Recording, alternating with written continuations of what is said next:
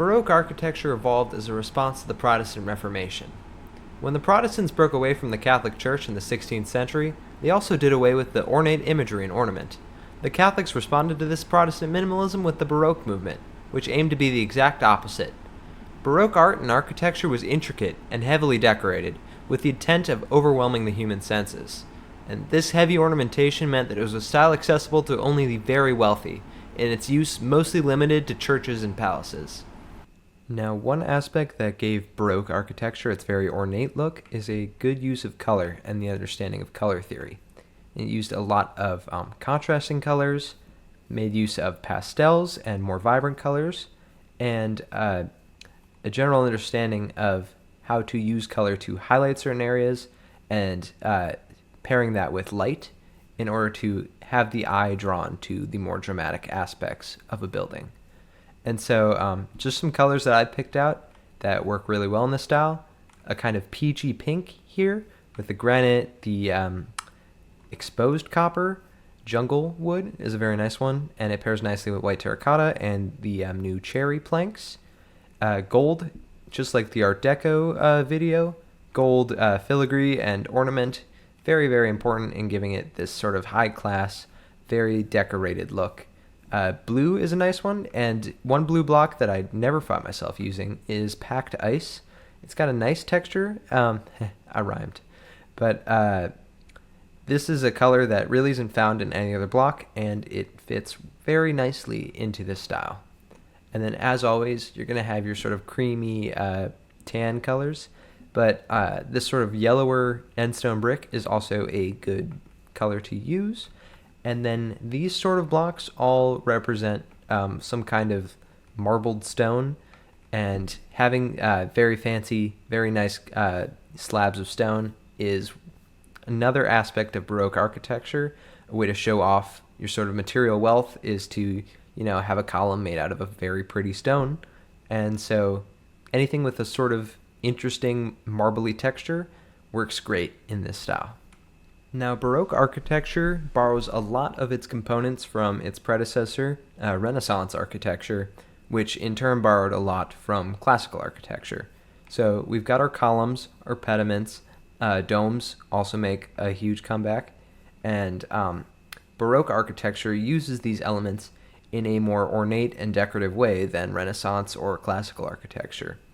So, as we see here, we've got some columns, and a new sort of addition is like an arched sort of overhang or arched windows, which was also very common in the Art Nouveau style, which I did a video on. You can check that out. We're making use of color here compared to a sort of all-white classical build.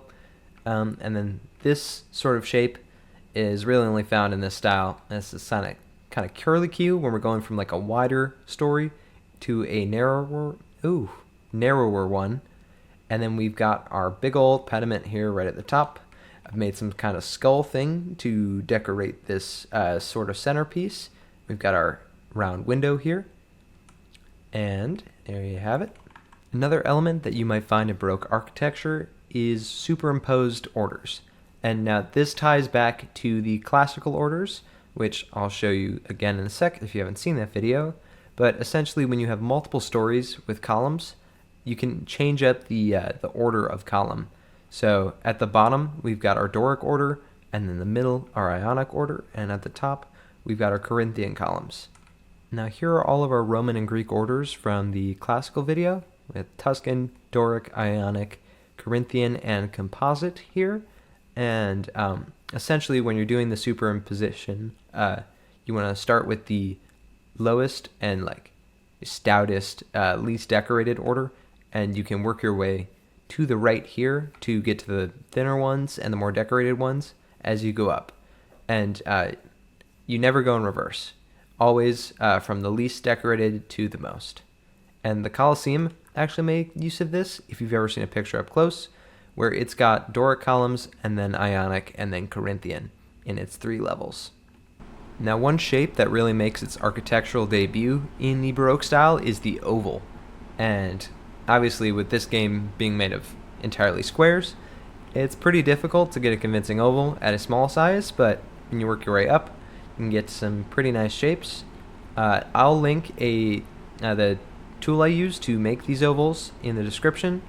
It's just our website, super handy. But here's how we lay out our oval, and in this case we're going to make an ovular dome. So our oval is obviously wider than it is long, and then it's going to be a different height than it would be in length. So we've got 3 different dimensions here.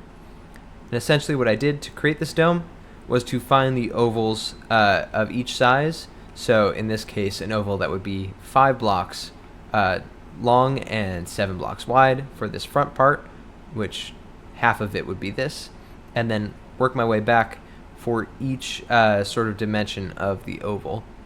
And this might take some trial and error, but essentially you just want to find an oval that is 1 block less than twice the sort of height here, and then you'll be able to create these sort of shapes. You can also work your way down if you want to start at the top and find this sort of shape and then work your way down.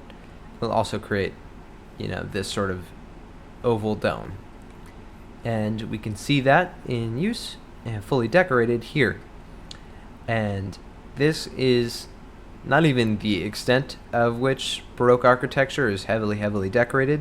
This is pretty minimal, all things considered, but at this sort of scale, it's very difficult to get the finer details in while maintaining a cohesive shape that you can easily follow. And so what I've done to sort of texture this interior space is use glow lichen to give that sort of natural look here, where it looks like vines or some sort of tile work or carving in the stone that is in all of these sort of oval cutouts. And we've got a sort of tuff layer at the bottom, and then bamboo trapdoors as like a gold trim. We're making use of paintings in here to show off the color, and we've got these statues sitting front and center. Right as you walk in, they're framed by the doorway, and you can see that they are in a very dynamic pose. I've used the armor statues data pack. If you've followed Hermitcraft or are familiar with Vanilla Tweaks, it's the same thing they use, which I'll also link in the description. But compared to Renaissance sculptures, Baroque sculptures are a lot more dynamic, and they show movement, which ties in with the use of circles and ovals compared to just the square and triangular forms. It gives a lot more movement and makes these sort of compositions more dynamic. And up top here, like I said, we've got more gold sort of trim using the bamboo trapdoors. One more thing I didn't mention, this is sort of my attempt at making that sort of asymmetrical sort of chaise lounge using some stairs and a slab and some trapdoors. Now, one element you can always include to really give off that sort of fancy look is a chandelier. So I created 3 different chandeliers here of varying complexity. They all start off with a hopper that feeds into these chains here, which lines up pretty darn spectacular. Same color of iron and everything. And so this one is like a white crystal chandelier. We've got a frog light in the middle and end rods for our light source.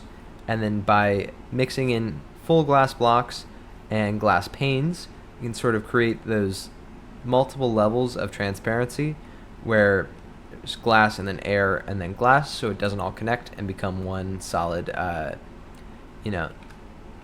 wall of glass that we could see through. How it works when they're all together compared to when there's air in between. We can see each level of glass, and it sort of gets more opaque the more levels you see through. So this reads really nicely.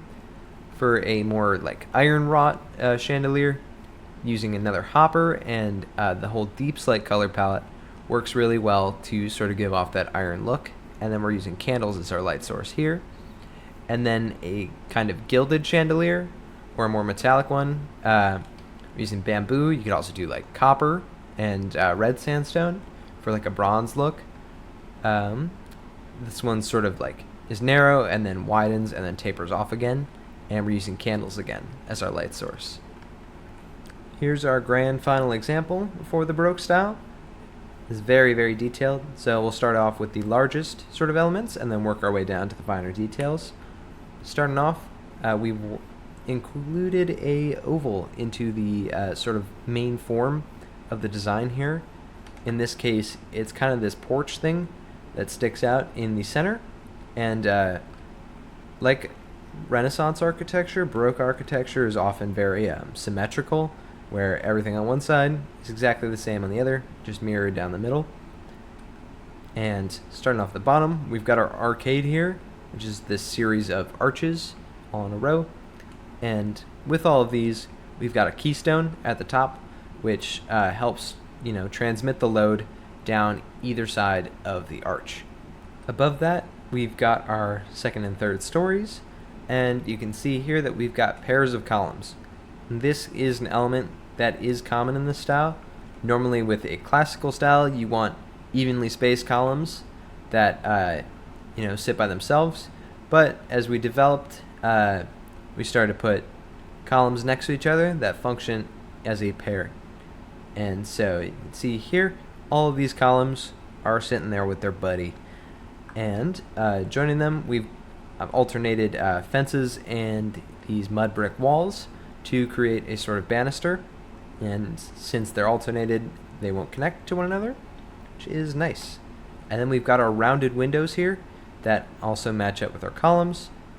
And you can see that they're sitting directly above the arch below. This is something that is really sort of essential in this style and any sort of older style.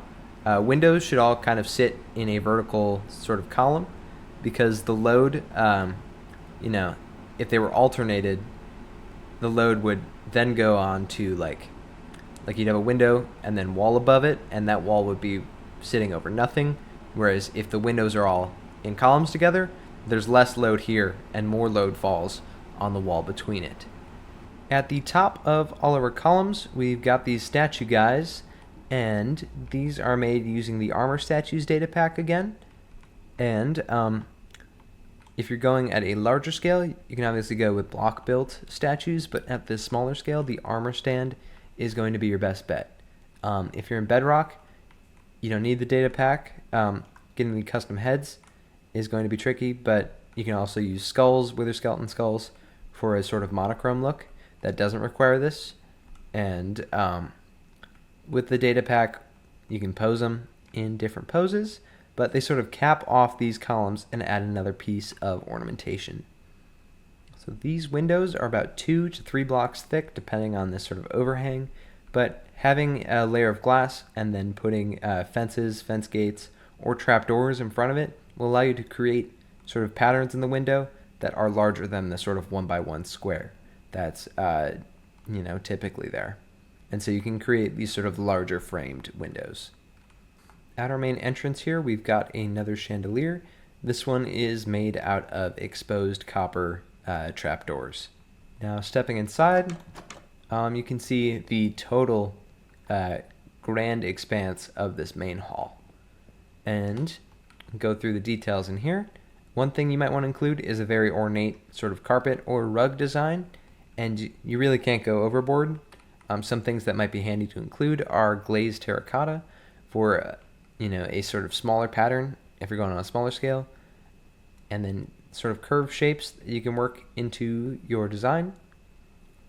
We're bringing the columns back inside, and in here we're using glow lichen, not only to light up the walls, but to give it another sort of like marbly look. One aspect you might want to include is a sort of grand staircase, and now these typically don't just run straight down. They've got a couple bends, and it's designed so you can stand at the front and see people come up and walk around in the staircase.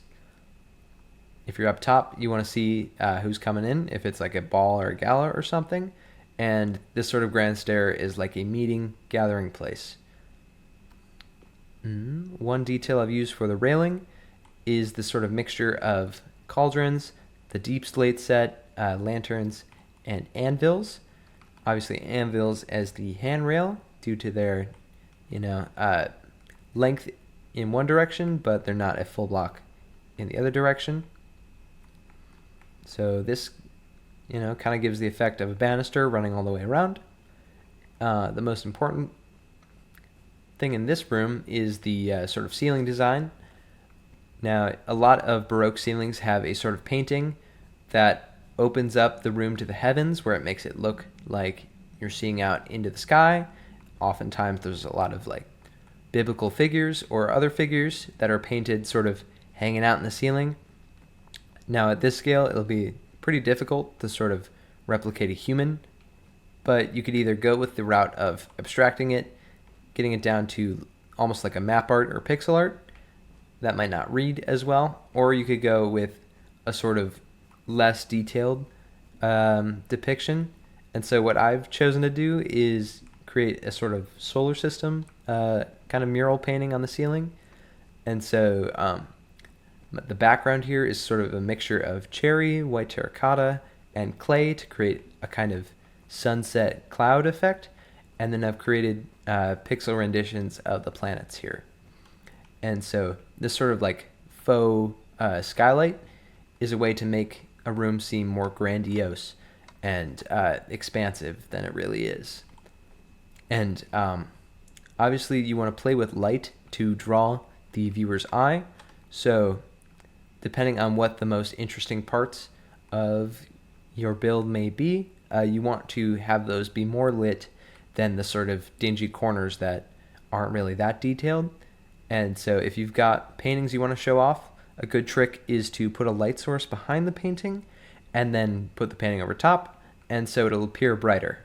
And having windows or placing lights in your roof that is intricately detailed will help draw the viewer's eye up and make the space feel much larger.